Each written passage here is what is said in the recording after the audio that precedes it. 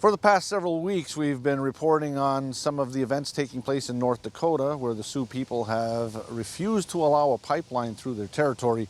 As well, thousands of people from across Turtle Island have been showing them support, including the Iroquois Caucus, where Chiefs Bobby Patton and Martin Leborgne were there for a few days. They got back home and we spoke to them about their trip. Well, I was glad to go there, and the experience we had, we made it clear that we were representing Kanawake, and the Mohawk Caucus, the Iroquois Caucus as a whole. Well, the first thing that came to me was how they greeted us, how they welcomed us, how they respected us, and the people, we told them where we were from, and then they were just like a shockwave right across the camp that the Mohawks are here, and they were glad to hear that. They respect us. And they said there's the pipeline and everything else is scared of the Mohawk people. So that's what caught me as soon as I got there.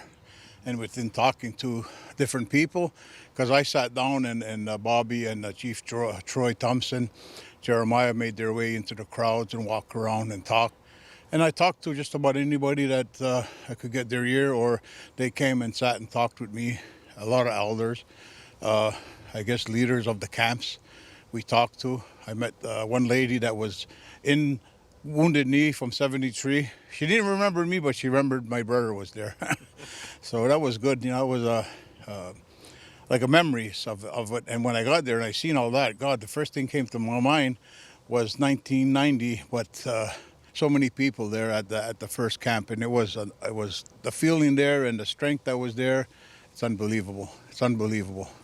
Well, when we first arrived, it was like we all got like a lump in our throat, and you know, it was like pretty moving.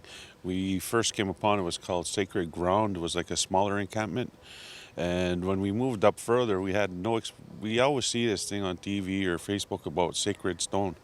As we come over the hill and we see this camp, and it was like, you know, it was almost like back in the old days with the teepees all set up. When you got there, it was empowering just to see the amount of people, how large the camp was, and the way it was set up, because you're looking over a hill and you're looking down in the camp. But when we got to the front of the camp, they smudged our truck, you know, with cedar, and they welcomed us. When we first arrived, it was like, I guess they're worried about different peoples and stuff, and they said it was no access, we couldn't get in. We explained who our contacts were and where we're. Then once we told them where we're from, like Martin says, told them for the Mohawk Nation, and they were like, "Hey, the Mohawks are here." They welcomed us right in through the gates where we were, and I mean, we were treated with first class. I think the best part was when they requested us to sit in their circle, and that night was the same night as all the prisoners were released from the day before. You know, like the ones that were arrested. Well, we sat with all the prisoners that were.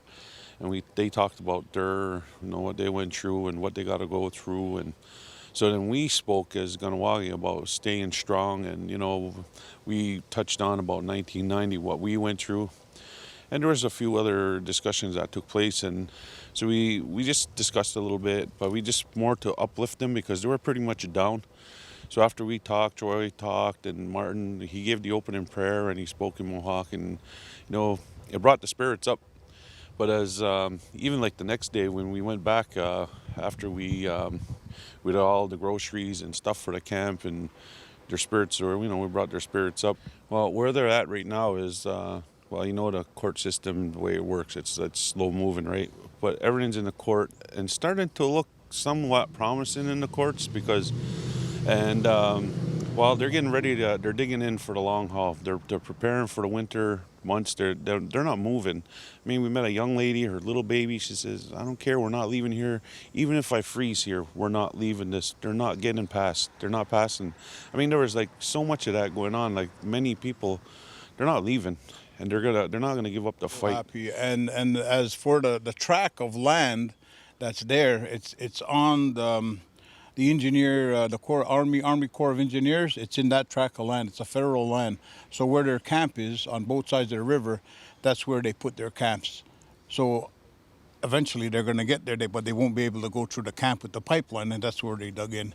So I think it's a good thing, and then stand strong and support them as much as we can.